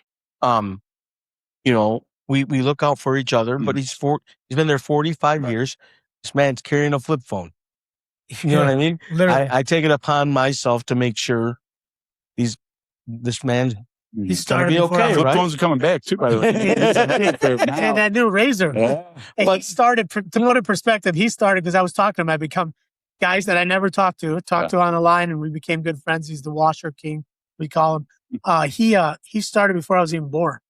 I was like, man, what? I was like, myself, I got people that I won't call him out or anything like that. This guy was like, you know how long I've known, like your father and stuff like that. Like, I remember when he had his first kid. This guy told me the story. He's like, I remember when he had his first kid. It was a boy. I smoked a cigar with him. Congratulated him on a boy. I was like, that's me. I was that fucking boy. Oh, fuck. You know what I mean? He's like, Jesus Christ. Yeah. Now I'm like representing this guy. But he's, crazy. But I remember him telling me that story, and I'll bring it up just to bust his chops, stuff like that. But yeah, you're right. I mean, some guys, sometimes you got to help people along, but some guys take offense to it. If you try to, hey man, just trying to educate you. Like I said, doesn't matter if you're a 40 plus member or a 4D member, make sure everybody's aware. I just want to do. Clears your confidence. I sign up. I do this because I want to and because I care about other guys. There's guys that I have different, like personalities clash, right? But my heart is in to make sure, even with clash of personalities, that everybody's taken care of. I'll never waver from that, right? Like, I go in thinking, man, this, person, like we don't see eye to eye, but I'm going to go in there and make sure you still got your job. You still got all the things that need to be done when I sign up for. I'm going to do those things, right? Just because our personalities clash doesn't mean I don't have your best interest in this role. Yeah. That's, right? What I say to members all the time, like, you don't have to like me. That's fine. Like you actually asked this or brought this up earlier, like when people bring up how you are with, the relationships that we have with the employers as representatives. And my mentality is, I always tell guys all the time, I mean this, like, I don't go into every single conversation, argument, whatever it is, with every employer thinking like, I'm going to motherfuck them. I'm going to call them out, everything. Yeah. Sometimes you need to do it, obviously. But if I go into every single situation with that mindset, I feel that the people that are going to suffer are the members, because we might get into it, me and the employer, the boss, manager, whatever the hell. and then they don't see my member's side of it or my side of it trying to represent them. All they're going to see is me being a piece of shit, and they're not going to think about anything other than, don't care what you're going to do. Do whatever you got to do. We're going to do what we got to do. And that's the end of the conversation.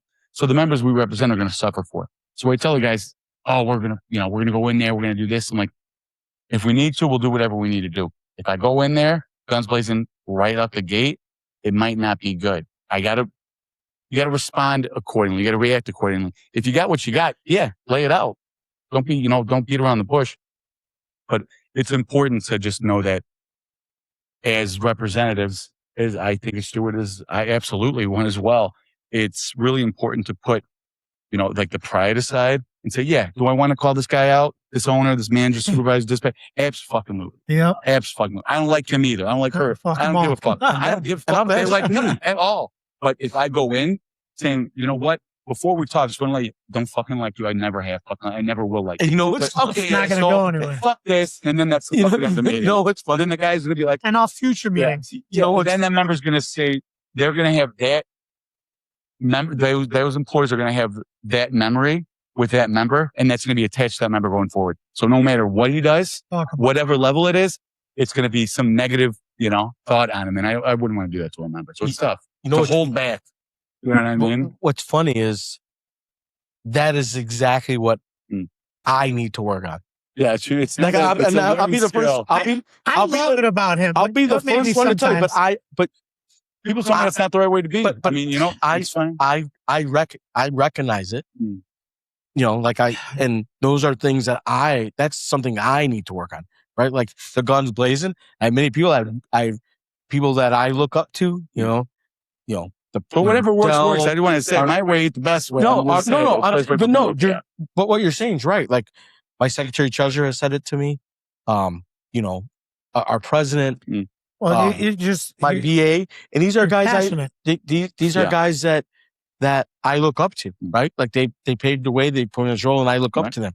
And I'm not I'm nowhere close to where I need to be, but I understand that got better. That I need to work on those things, like speak when spoken, and you don't necessarily have to give all the information out, right? Like you don't have to you can say what you need to say, that the membership gets the point and stop it. Sometimes like you said, you want to make sure they know everything. They don't, as long as they don't need to know everything, but I don't need to make it a storybook. I can make it a short paragraph. And those are things I acknowledge, like I 1,000% have, like as a steward, that I have to work on. Right. I'm going to give you an example of why, obviously because of the committee and how long I've known you two, that we've become friends. Also, I want to speak on that for a second. A reason for me that we are good as friends as we are is you went, I can't even remember what the problem was, but you went in and defended me on something, and you were doing your Brian thing. You went off on our boss, whatever, going in. And then the following day, I don't think I ever told you this. The following day, he calls me in, and I asked him right away, hey, do I need representation? What's going on here? He calls me in, and he's like, no, I just want to talk to you. Playing the I care. We're family. Yeah, I care. You work. Yeah, I get it. You're a nice guy. Yeah, off the record. Yeah. So we go in, and I'm already thinking like, I got to call Brian. What's going on? So he starts talking to me, and he goes, listen, I just want to know, are you scared of Brian? Are you okay? I go, what are you talking about, Matt? Are you scared of Brian? I go, am I scared? I go, are you scared? Because I'm good. Did you see what happened yesterday? Yeah. Like he defended me. What do you mean? Am I scared?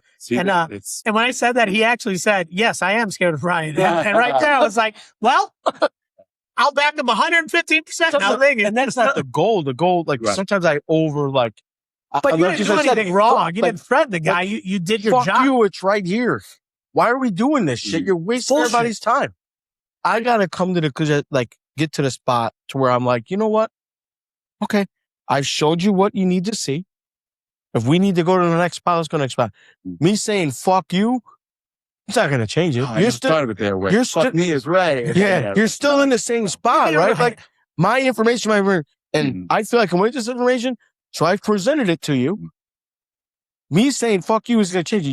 You still hold your position on it, and I learned that through the strike, right? Like they looked at us. We're ready, remember? Said we're ready. We're ready. Well, when I saw your 10th fucking $200 truck million come back, ready. fucking destroyed, and these guys stealing shit and your customers calling us, how ready were you? Because we stayed out of that bitch for 3 months and we were just fine. So how ready were you? By the way, 200 million was, I think, the first 2 months we were out. You know what's funny? I look at this, it's funny, as they say, they were ready. They said they're ready. Guess what I told them? You know what? I'm ready to come back to work now that your shit got destroyed. I'm ready. Yeah. So who was really ready, right? So when you it's look all at perspective. That, it's different. Yeah, right? perspective. It's all perspective, right? Absolutely. And those are things that I have, like, being a email, being a steward. Plus, you got high blood pressure, fucker. Like, calm down. Calm down. Let's stay around for a little bit. Yeah. I need you, man. I need you, brother. But I try to learn every day from guys, like different locals. I went to Unity a year or so. I went as well. Like I learned a ton there. And, I always tell guys when something's available, go. Yeah, I definitely get involved too. I've always tried to. That's another thing. Everybody wants to get involved, but nobody does. And then I've learned so much just from being friends with Brian, and obviously Eddie too is a good friend of mine. You've been the benefit of and then going to these things. Like we just had that on Sunday, and just hearing people who have been through this, and hear people who have just want to inform us on stuff. I'm going to say it wrong again, but I always knew the right, but I didn't know there was a name for it. The wine gardener. I didn't know that was thing. Like we had for our hall recently had for open rank and file. They had like our lawyers speaking to us, like the hall's lawyers, about different stuff and a little bit about what they learned and how we could protect ourselves. And I mean, just doing that, I think says a lot about our hall as well too. Right. And that was kind of a question I was going to lead to about you with 703. Maybe not a small question, but as a BA now, what was a moment for you where you said like, man, like you were very proud of yourself? And then what is a moment that you said, man, I fucking love being part of 703. Kind of loaded questions, I know. Yeah. It definitely wasn't asked prior, so I don't have an answer. Like, let me tell you what. I mean, you know what? I struggle with that kind of stuff. Like proud, like I'm always, and it's gonna sound so cheesy bullshit when I say this. I'm with you. But it's like I've always been the type of person, like, I put it this way: we won the strike, we got it ratified. I called my partner the same day, was like, all right, don't forget, we have to go hand out this proposal sheets to this other company we're starting to negotiate. I don't give myself credit off. Yeah, well, it's not even just that. It's just like, all right, good, done. It's not that I'm super happy and I love the result we got, obviously. But I'm like, all right, next one. Cause that's what, that's what we always have to do. Man, proud moment. That's hard to just think off of. I mean, I think that was loaded. Yeah, I know, but just one that's kind of just so many really over here. Most recently, obviously, it sounds like you win a lot too, as well. Well, I don't know about that, but I will say, I mean, as of right now, the most recent thing I'm proud of is us together winning this strike, obviously, because that was a long fight. Do you know what I mean? I mean, I was happy when I helped negotiate my first contract, or solely negotiated my first contract. All those were, those victories in themselves. And thankfully they were always, ratified, obviously. But, most recently, definitely this strike was big. It was a long fight. It wasn't just 6 weeks when I tell people, cause I think I spoke to you guys outside earlier about it. Like this was over a year of just the organizing, victory when we finally got those guys to, when they did vote to be part of 703, and then the employer fighting us on that, and then all the negotiations fighting, get them canceled on us. It was such a long process. So the 6 weeks, you're like, oh man, 6 weeks is a long time. I'm like, you don't even know. Well, it started before fucking half of it. Yeah. That was when they stepped out. It was a long battle, but a fantastic victory. And I couldn't be happier for the members that were out there with us, either with 703 or whatever local, and the new members of 703. I couldn't be happier for them. You guys got a lot of coverage too, which was that's cool, huge for you guys too. And you know what? That's part of what I do for 703 as well. Is you did a great job, because that's what put me on the radar to 703 as well too. You guys, I mean, I personally reached out to the media, and they just like, who's this guy? And like, wow, it's important, man, because you got to chase that. It's you'll find that people will come and ask you, absolutely.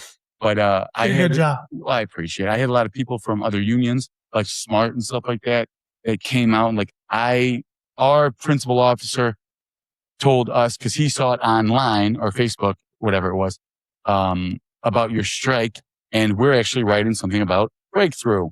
So we'd like to meet with you guys. Do you mind giving us a quote? Oh, you remember the paper? Yeah. The militants, right? Yeah, they were cool. Good people. And that was awesome that they did that for both, obviously. And but even besides that, we had just locals. Obviously, every local Teamsters by Joint Council 25, they get a notice of every picket. You know what I mean? That's going on, any actions. They'll ask for support or not. But you'll get it, and you don't know where it's going to be tomorrow, the next day, until that next notice is sent to the locals and everything. So being very active on social media, on your own websites, directing people there, push you guys, reaching out there, huge. yes, that's huge. yeah, and that's and they're thankful to them. They are really, really adamant about reaching out to locals and stuff. And I will give a lot of credit to.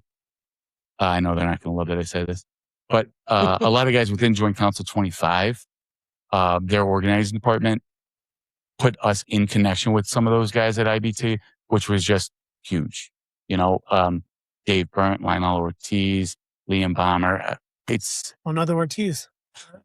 Related. There we go. Bomer, not Bomber. But it's that's where it helps to have those communications with those people. So because those people have connections to those people, and that, you know what I mean. So it's important to get that message out there, because it allowed us to continue adding the pressure. Even going to those trainings, even if you take away everything that those trainers are teaching you, that's awesome. One little story can lead you to an idea. One of the things we did at the golf course when we were picketing, I found that a lot of people weren't taking our flyers, right? So what I did was, and I heard about this from another local or another union did this as well.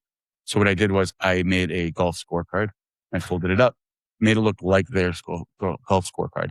And then that people were actually grabbing those more. So I don't want a flyer. I don't want a band. I don't give a shit. And then, all right, well, how about a golf scorecard? Keep your score, whatever the hell. And that's my limit of how much I could talk about golf, because I don't play.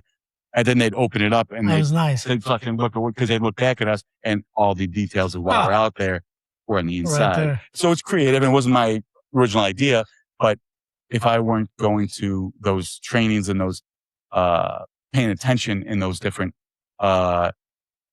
areas that they were teaching all that stuff to us, I would have never thought about that idea, because we don't have many sports related things that I could do something like that for. When I first heard of it, it was at a baseball game and a little program, the roster of all the players and stuff. When I went to union night at Chicago Fire game, we were walking up, guy was handing out program books. It was all about the strike. I was like, oh, I heard about this. So I was like, people are doing it actively. It was a creative little way to get more information out there. So it's just the footwork. Yeah, but it's just, you got to be willing to put in that little bit of extra effort. Is it going to make the huge change? Not necessarily, but I think it helps people get more eyeballs on it, and that allows you to put more pressure. You know what I mean? Yeah, once more people. You said it back earlier too, like just informing, like the hall did a lot of informing the customers. Yeah. There's a lot of people that they don't really know. They know we're on strike. They don't know what the strike's about. They're calling us too. Some of the guys, some of our own guys didn't even know. You know what I mean? You gotta teach them too with the languages and why it's so important. But that's the same with our PO. He reached out to those golf courses, those customers, let them know this is what we're doing. This is why we're out here. It's important. There's a lot of activists too, and a lot of, especially with social media, the coverage that you guys got too. It just blew, like, I knew about 703, obviously, but being in 703, but I didn't even know what Open Kitchen was, to be honest. And then I started looking into it, and how these guys weren't unionized. They're doing big things for a lot of people, and it's definitely something that needs their rights, and they're getting taken advantage. We've been here for a while. I'm going to wrap it up, but I got to ask one question. Sure. And I know I didn't even answer your last one.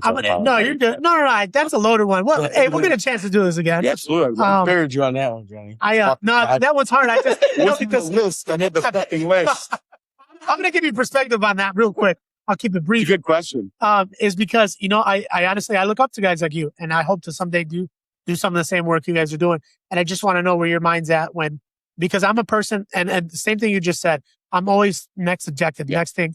And I never stop sometimes to give myself a little, you know what I'm saying? Because I don't, it's just not who I am. And I was never brought up that way. It was always just keep going. Team. Yeah. And I just keep going forward, and that's it. So I would like to know from somebody, I asked you because I feel that you're a little bit of the same way, and you just said it. I just wanted to know when if you ever stop to take a look, because I think I'm learning in my own life that I think sometimes you need to appreciate the hard work that you put in Mm. just a little bit, just for a second. Sure. Give yourself a little I pat. get it. Trust me. People tell me I should. It makes you strong. I know. And it's hard for me too. I don't, and Brian, you don't ever too. Sometimes I got to stop you. And hey, and the whole reason I'm here actually at this job now is because the contract that he got 4 years ago. I saw this shit from a buddy who worked at Breakthrough.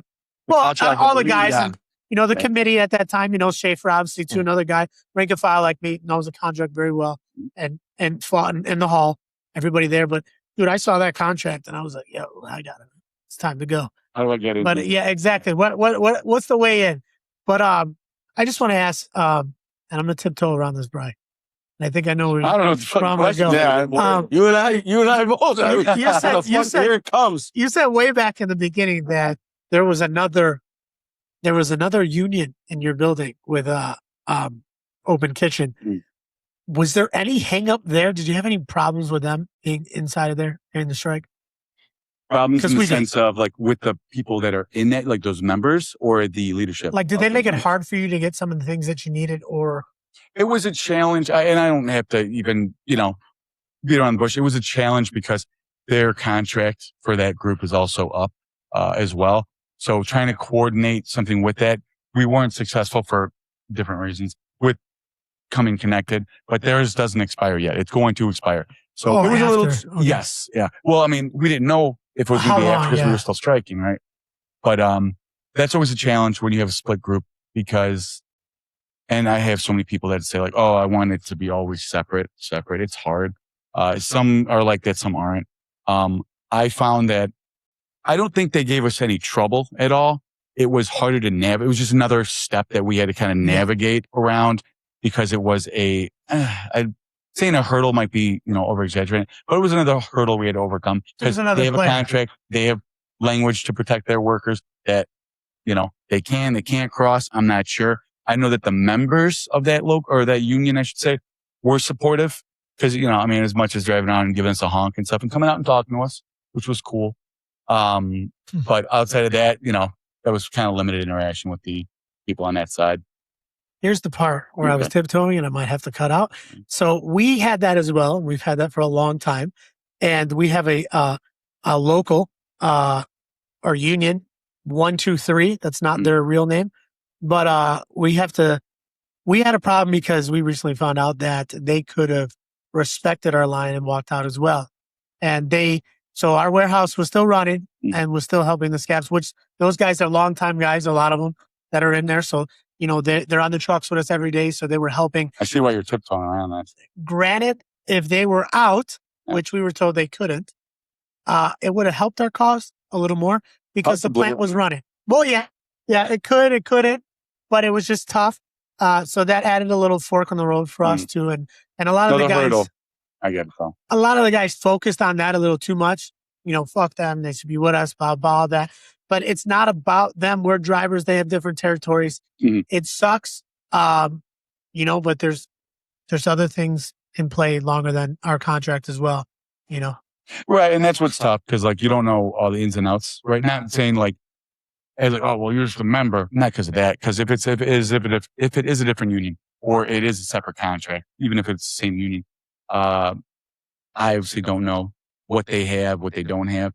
Exactly. And obviously you're trying to find out, but you don't really know. Right. And that's where, us as representatives, that's what we do. We reach out. We try to find out, do you have this protection? Do you not? We'll ask you to honor. Maybe they can, maybe they can't. Conversations with that inside units, union reps did happen. They didn't, ghost us or anything like that. They did talk to us. We didn't just formally ask them to do this and they didn't do anything. I want to make that clear, but it's tricky. It's tricky because you want all the support inside, outside, other locals, other unions at all times. Cause then, like I said, that allows you to put more pressure, but it's tough. It's tough to navigate it. And that's where hard conversations got to be had by people. And they're not easy conversations. I'm part of some of them and it's not easy. You gotta learn how to swallow some of that. It's rough. I get it. I trust me. It's frustrating for myself as well, man. You were a driver, right? At Murano? 11 years. Who were your spotters at Murano? Were they same union as you? Yeah. Not everyone's I'll got leave it at spot. that. And it's different every place, though, you know. Yeah. Yeah, I'll leave it always at that. changes. These are the things I'm trying to teach young You bucks. just led me into that. You can I'm just gonna, I just wanna- once we hit the end button on this, maybe he could explain a little more to you. Oh, we're talking about this off camera I for think sure. I just But before I kill this whole fucking podcast, Johnny, the first and last time I'll be on. no, he's like, fuck this guy. this is our beef. This is our beef. Yeah, no, this is no. No, It's very It's not hard for me anybody's to beef. teach. I can It's- read between the It's very lines hard of for me to it. teach Tony Carter. Every local wants to do the best for their members. It doesn't matter. You know what I mean? You got to look out for your guys too, as well too. It's not even a beef, and I've learned to look past that too. You know, obviously Have you? seven. Sometimes I mean, hey, it's freedom of speech, brother. On video, I'm recording that. Yes, off camera, maybe a little different, but you know, everybody's got to remember that. Obviously, you know, you're 703, we're 710. You know, other unions are other unions. You got to look out for your members, like you said earlier. Sure, It's about sure. your members.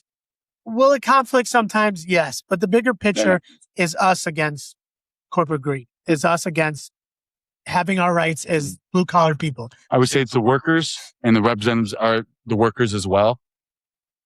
Versus the employers. You know what I mean? That's how it is. We're fighting for the same cause. Yeah.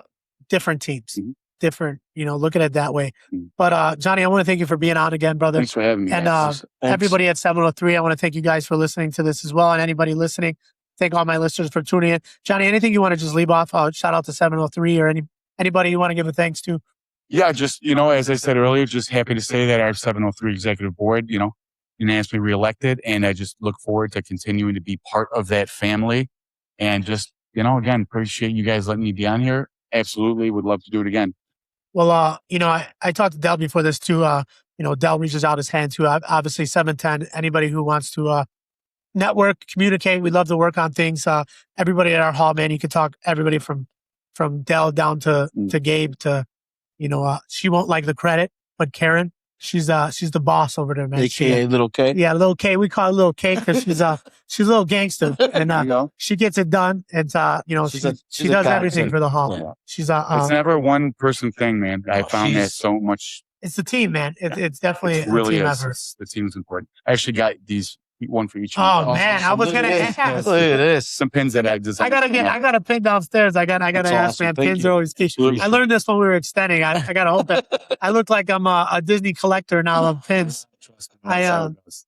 That, That's some of the things I do is I exotic and stuff. But yeah, no, just appreciate the hell out of you guys. I I appreciate love you you this. as well, man. The And just- unity part. Like, this is what it's about. This is Yeah. it's why I know why I do the things I do or want to be involved. This is, you know, why Tony's gotten involved. Like, we appreciate everybody. Anybody that we're all in this together at the end of the day. They build bridges, man. So these Absolutely. fucking companies said it best. realize that us, like we as Teamsters, When we going anywhere. communicate, different locals, different members, different jobs, we're more not informed. stopping this horse. Exactly. You can't Not try to pull stopping. one over. Exactly. Strength It's in numbers. important. Absolutely. Not I mean, stopping. solidarity, Well as we said. talked earlier, brotherhood, sisterhood.